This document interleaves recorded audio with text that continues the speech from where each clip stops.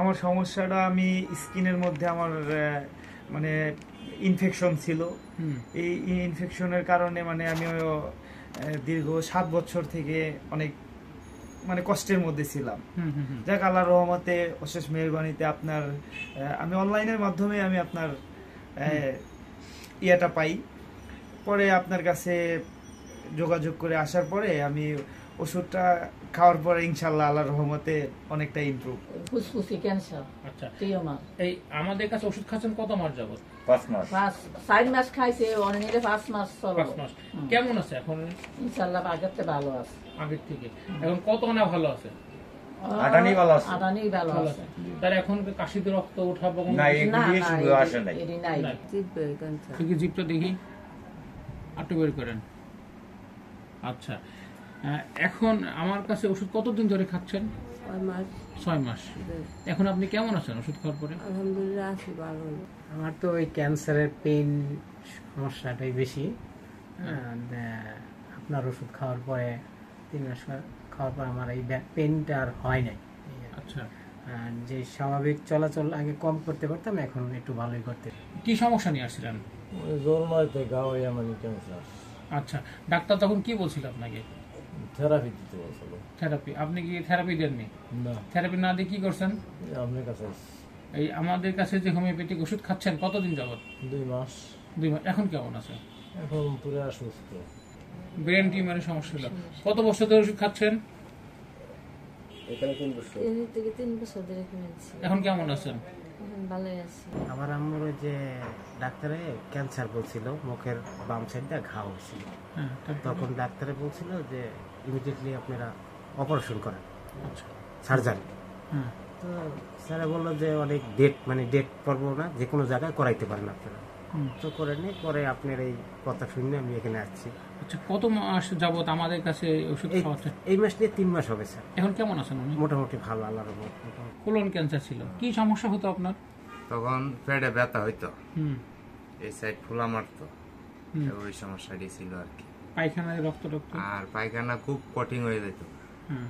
আর পায়খানা রেগুলার হইছে না। আপনার তো ওষুধ খাওয়াতে পায়খানা ক্লিয়ার আছে। রং কি রকম ছিল তখন?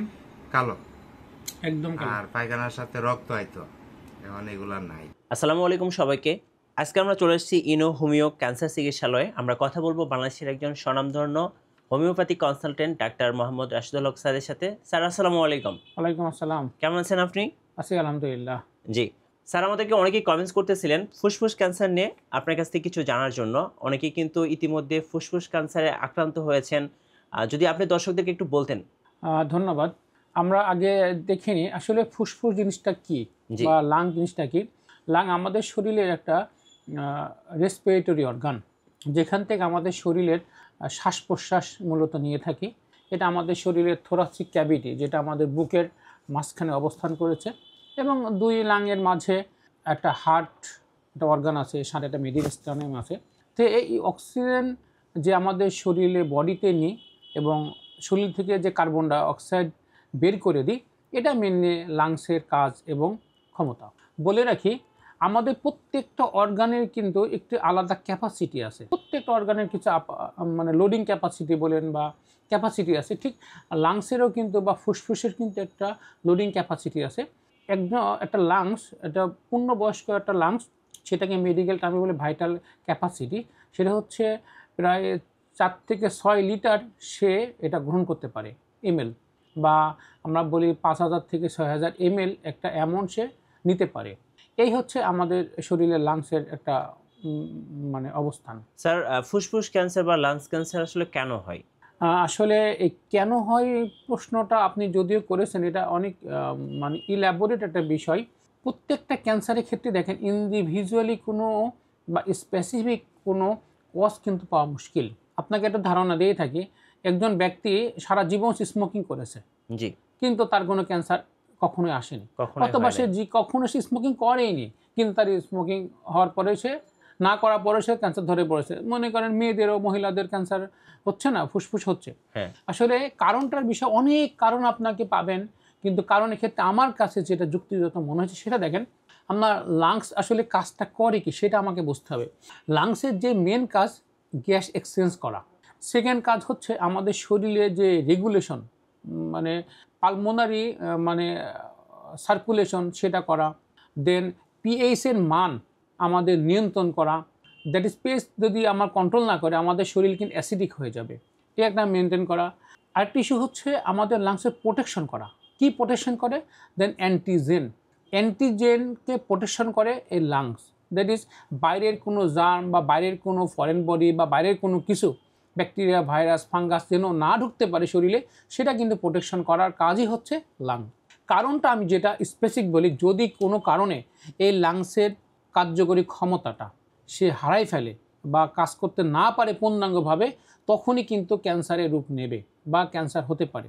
দেখেন, যখন একটা লাংসের কখন হতে পারে, যখন একটা লাংসের মানে মুভমেন্ট ক্ষমতাটা কমে যাবে ডিউ টু লাংসের ইলাস্টিসিটি যখন কমে যাবে। প্রত্যেকটা অর্গানের কিন্তু আলাদা ইন্ডিভিজুয়াল ইলাস্টিসিটি রয়েছে।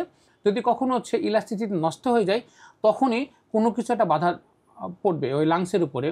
যখন এই লাংসের উপরে কোনো একটা টিউমার বা কোনো একটা মানে হচ্ছে আলাদা কোনো সেল, মানে আনকন্ট্রোল সেল বা অ্যাবনর্মাল কোনো সেল যদি আপনার শরীরে বা ওই লাংসে যদি গ্রো হয়, তখনই লাংসের কিন্তু আলটিমেটলি ক্যান্সারের রূপ নিয়ে নিল। বলা বাহুল্য, আমাদের শরীরে যে লাংসের দুইটা ক্যান্সার বেলি আসে, নন স্মল সেল কার্সিনোমা আর স্মল সেল কার্সিনোমা।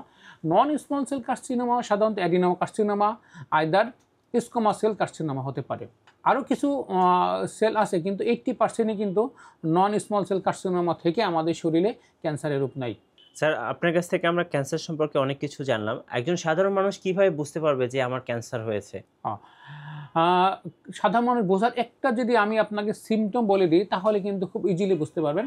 একটা মানুষ সে একটা ব্যক্তি সে মানে কাশতেছে, কাশি আসে, তার কাশি আসার পরে কিছু ওষুধ পানি খাচ্ছে, সে ভালো হচ্ছে না। যখন এই কাশিটা নিউমোনিয়ার আক্রান্ত হলো, নিউমোনিয়ায় হলো, তখন দেখলেন কিছু ওষুধ পানি খাচ্ছে, নর্মালি খাচ্ছে, কিন্তু যাচ্ছে না।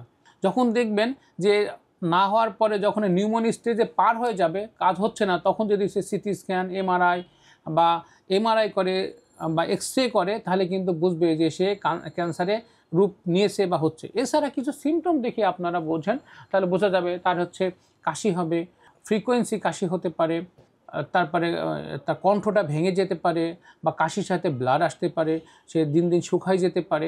এরকম কিছু সিমটম যদি সে বোঝে যে আমার আছে, তাহলে বুঝবেন যে সে ক্যান্সার দিকে রূপ নিচ্ছে। আচ্ছা, ইতিমধ্যে যারা ফুসফুস ক্যান্সারে আক্রান্ত হয়েছে, একজন পেশেন্ট কিভাবে বুঝতে পারবে যে তার ক্যান্সারটা কোন স্টেজে আছে? একটা পেশেন্ট বোঝার ক্ষেত্রে যেটা বলি, এটা আসলে ডাক্তাররা ভালো বুঝবেন। আবার প্যাথোলজিক্যাল কিছু টেস্ট, বায়োপসি টেস্ট করে বুঝতে পারবে যে কোন স্টেজে আছে, বা এমআরআই করে বুঝতে পারবে। তবে সেটা আমি একটু সহজ করে বলে দিচ্ছি। এটা প্রত্যেকটা ক্যান্সারে কিন্তু 4টা স্টেজ থাকে। 4টা স্টেজের ভিতরে যদি 0 স্টেজ বলে, সেটা হচ্ছে যদি একটা ব্যক্তির লাংসের ভিতরেই কোনো একটা জায়গায় স্পট হলো বা অ্যাবনর্মাল কোনো সেল গ্রো হলো, একটা ছোট্ট পরিমাণ সেল, সে অন্য কোথাও জায়গায় ছড়াছিটা যাবে না, ওই কী জায়গায় থাকবে, তখন আমরা সেটা 0 স্টেজ বা বলতে পারি। 1 স্টেজ তখনই বলবো যদি আমাদের শরীর তো অসংখ্য লিম্ফ নোড থেকে এগুলো হয়, এই লিম্ফ নোডগুলো যদি ওই লাংসের ভিতরে থেকে থাকে, মানে ওর ভিতরেই শুধু রয়েছে, লাংসের বাইরে কখনো যায়নি, সেটা স্টেজ 1 বলা হয়। স্টেজ 2 যখন একাধিক লিম্ফ নোডকে চলে যাবে, সেটা হচ্ছে স্টেজ 2 হতে পারে। 3 হতে পারে যদি এই স্প্রেডটা যদি বা এই লাংসের যে লিম্ফ নোডের স্প্রেডটা যদি লাংসের বাইরে চলে যায়, সেখানে যদি বোঝা যায় যে লাংসের বাইরে চলে গেছে, সেখানে স্টেজ 3 বলা হয়। 4 স্টেজ তখনই বলা হবে যখন সে লাংস অর্গান থেকে এনাদার কোনো অর্গানে, অন্যান্য কোনো অর্গানে সে ট্রান্সমিটেড হয়েছে বা স্প্রেড করেছে, তখন আমরা বুঝি যে তার একটা 4th স্টেজের। জি, ক্যান্সার চিকিৎসায় বা ফুসফুস ক্যান্সারে হোমিওপ্যাথিক কী কী চিকিৎসা আছে? আসলে চিকিৎসার বিষয় যেটা, সেটা হচ্ছে ট্রেডিশনাল যে সিস্টেমটা, মনে করেন আপনি যদি ক্যান্সারে আক্রান্ত হন, তাকে প্রথমত সার্জারি, আদার ক্যামো, রেডিওথেরাপি, তার টার্গেট থেরাপি, এইসব টাইপের থেরাপি বা দেওয়া হয় আর কি। আলটিমেটলি কিন্তু আপনাকে বলে রাখি, ক্যান্সার কিন্তু কখনোই ভালো হওয়ার রোগ নয়, তাকে ভালো রাখা রোগ। তার মানে ক্যান্সার রোগীকে ভালো রাখাটাই বড় চ্যালেঞ্জ, ভালো করাটা বড় চ্যালেঞ্জ নয়। আমাদের হোমিওপ্যাথিতে যে বিষয়গুলো আছে আপনাকে বলে রাখি, আমরা এই ক্যান্সার যে লাংসটা বা ফুসফুস, এটা কিন্তু মিউকাস মেমব্রেন টাইপের অর্গান। এগুলো অনেক সেল থাকবে, টিস্যু থাকবে, অনেক কিছু মিলাই কিন্তু এই মিউকাস মেমব্রেনটা।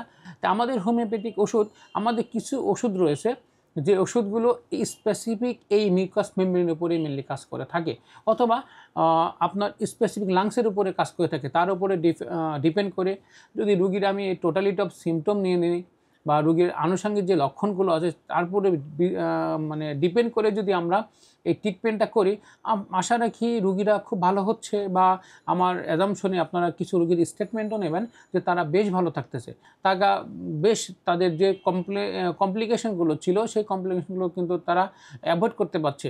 এই জন্য আমি মনে করি যে হোমিওপ্যাথিক কিছু মেডিসিন আছে, আমি আপনার দেখা দিতে পারি, একটু দেখেন। জি, এই যে হার্বসগুলো আছে একটু দেখেন আপনারা, এই হার্বসগুলো থেকে কিন্তু আমরা ওষুধগুলো মানে ক্যান্সারের ওষুধগুলো কিন্তু আমরা বানিয়ে রাখি। এই হার্বসগুলো কিন্তু আমাদের মেনলি কাজে লাগে। এই হার্বস থেকে কিন্তু এইরকম হার্বস থেকে কিন্তু আমাদের ওষুধগুলো তৈরি হচ্ছে। মনে করেন এই যে আমাদের যে ওষুধগুলো দেখলেন সেই ওষুধগুলো কিন্তু আমরা তৈরি করতেছি, বা হোমিওপ্যাথি ওষুধ তৈরি হয়, এটাকে পোটেন্টাইজ করে ওষুধটা তৈরি করা হয়ে থাকে। এই ওষুধগুলো যদি সিমটম অনুপাতে দেওয়া যায় বা দেওয়া হচ্ছে, আলহামদুলিল্লাহ ভালো রেজাল্ট পাওয়া যাচ্ছে। স্যার, যারা ইতিমধ্যে আমাদের ভিডিওটা দেখেছেন, যারা আপনার চেম্বারে আসতে চাচ্ছেন বা অ্যাপয়েন্টমেন্ট নিতে চাচ্ছেন, কিভাবে আসতে পারবেন যদি একটু বলতেন? আমার ঠিকানা ইনো homeo consultant point and cancer centre, সেটা হচ্ছে পুরানো পল্টন, বিজয়নগর পানির ট্যাঙ্কি আছে তার পাশেই একটা কলেজ আছে পুরানো পল্টন, তার কলেজের পাশে হ্যানোলাস বিল্ডিংয়ের 3 তলায় আমার চেম্বারটা। স্যার, আপনি তো ক্যান্সার নিয়ে কাজ করছেন দীর্ঘদিন যাবৎ। আপনার কাছে যেসব পেশেন্টগুলো আসেন তাদের আসলে রেজাল্টটা কেমন? তাদের কোনো ডকুমেন্টস আছে আপনার কাছে? হ্যাঁ, আমি বলে রাখি, আমি আসলে যে ডকুমেন্টারি করি সেটা হচ্ছে, আমি একটা পেশেন্ট যখন আসে তার সকল পেপারস আমি রেখে দিই। জি, সকল ইনভেস্টিগেশনের পেপার, সিটি বলেন, এমআরআই বলেন, পেট বলেন, যত কিছু সব বায়োপসি সবই রেখে দিই। রেখে দেওয়ার পরে আমি যে আপনি দেখেন প্রত্যেকটা পেশেন্টে কিন্তু আলাদা আলাদা আমার ফাইল করা থাকে, কোনটা আগের এবং পরেরগুলো সবগুলো আছে, এইগুলো দেওয়া থাকে প্রত্যেকটা জিনিস। এরপরে দেখেন আমার কাছে প্রত্যেকটা আলাদা ডাটা বেস করা আছে। এই যে ওষুধ এই আছে না যে সিস্টেমগুলোর খাতাগুলো আলাদা আলাদাগুলো, এই ক্যান্সারগুলো এরকম করে কতটুকু আছে সেটা দেখে। তারপরে দেখেন আপনাদের কাছে দেখেন আমি প্রত্যেকটা পেশেন্টের নাম, বয়স, যা যা আছে সব কী ওষুধ দিচ্ছে, কী সিমটম আছে, এইগুলো আমি কিন্তু সব এন্ট্রি করে রাখি। এগুলো কিন্তু আমার মানে এই পেশেন্টের বা এই ক্যান্সার পেশেন্টের জন্য একটা আমি মানে ডকুমেন্টারি যে জিনিসগুলো রাখার তাহলে আমি রেখে দিচ্ছি আর কি আপনাদের জন্য। ধন্যবাদ। যারা ক্যান্সার চিকিৎসা নিতে চাচ্ছেন স্যারের কাছ থেকে বা স্যারের অ্যাপয়েন্টমেন্ট নিতে চাচ্ছেন, অবশ্যই স্ক্রিনের নাম্বারে যোগাযোগ করবেন অথবা সরাসরি চলে আসবেন লোকেশানে। আর নতুন নতুন ভিডিও দেখতে অবশ্যই আমাদের ফেসবুক পেজ এবং ইউটিউব চ্যানেলের সঙ্গে থাকবেন। ইনশাল্লাহ আমরা নতুন কোনো আপডেট দিব খুব শীঘ্রই। সবাই ভালো থাকবেন, সুস্থ থাকবেন। আল্লাহ হাফেজ।